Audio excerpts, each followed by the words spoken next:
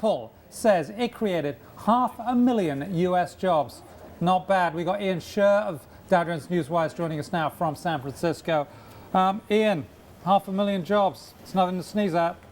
No, it isn't. And what Apple says is that, it's their entire ecosystem, right? It's not just about the 47,000 people they employ in the U.S. It's about the people who manufacture the chips that are for their mobile devices. It's about the people who cut the glass and make the glass over in Kentucky. It's about the UPS and FedEx drivers who drive the devices all around to all of us. And they say that all accounts to about 514,000 jobs at the end of the day.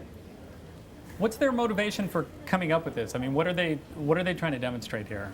Well, I mean, this is coming at the middle, after a lot of criticism has kind of come, down on the company over its practices in China, especially.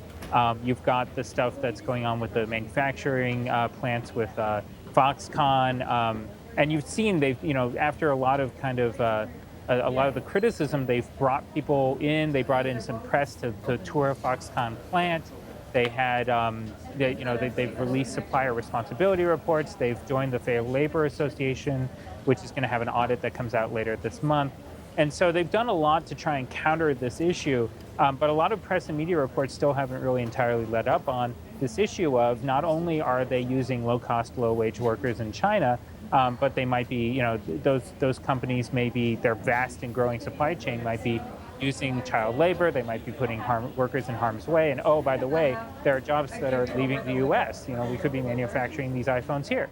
And so this is a lot of trying to kind of answer that and kind of say, well, hey, we are creating U.S. jobs. They may not be putting together iPhones, but they're doing stuff like creating apps and driving our products around, and all this stuff is contributing to the economy. But is that what people are worried about? Are they worried that Apple's not contributing to the economy, or are they worried that Apple is just not hiring specific individuals for specific jobs? Well, I think it's kind of twofold. I mean, certainly, anyone who looks at Apple's kind of 10Ks over the last couple of years knows that they're growing by leaps and bounds. And in fact, they're building a new office space in Cupertino because they just don't have enough space anymore. So, they are hiring, but the problem is, I mean, they are one of the world's largest companies, if not the.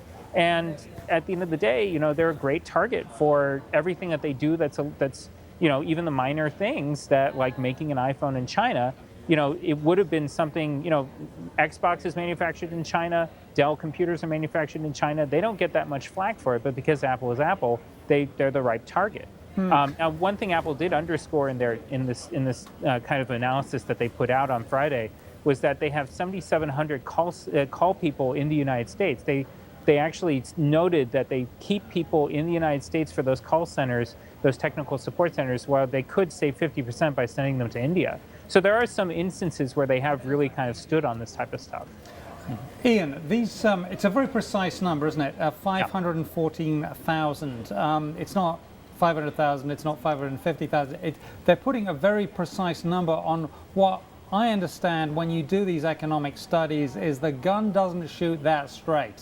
Right. So, I mean, aren't these studies notoriously sort of inaccurate? I mean, they can be broadly right, but specifically there can be a wide variation between what you could say. Maybe it's really 480,000 or 450,000, or maybe it could be as many as 600,000. I mean, is that fair to say that when you do an economic study that it's not very precise? Well, I mean, to be fair, I think this is the first economic study Apple has put out, but it's very true. You bring up a very good point, and some people who have read it since have brought up that question exactly. At the end of the day, not only does this gun shoot that straight, but additionally, would these UPS and FedEx drivers be doing something else anyway, and can we all attribute that to Apple? So there are a lot of kind of questions around this kind of thing. Again, I mean, the underlying thing that they're trying to tell us and trying to telegraph to the world is, hey, we're not taking jobs away from the U.S. and shipping them over to China, even though China is their main manufacturing base. Hey, I have a quick question, actually. You have 10 seconds to give the question and get the answer. 5 now. Would Steve Jobs have even bothered with this? I mean, does this say something significant about the new leadership of Apple, that they even feel the need to address questions like this? Oh, well, they're certainly trying to be a lot more transparent. I think if you look and you watch Tim Cook, the new CEO, and watch how the company's acting, they are spending a lot more time with the press. They're speaking a lot more kind of openly about what's going on. Yeah. You've heard them on conference calls talking when the Thailand floods happened back last year.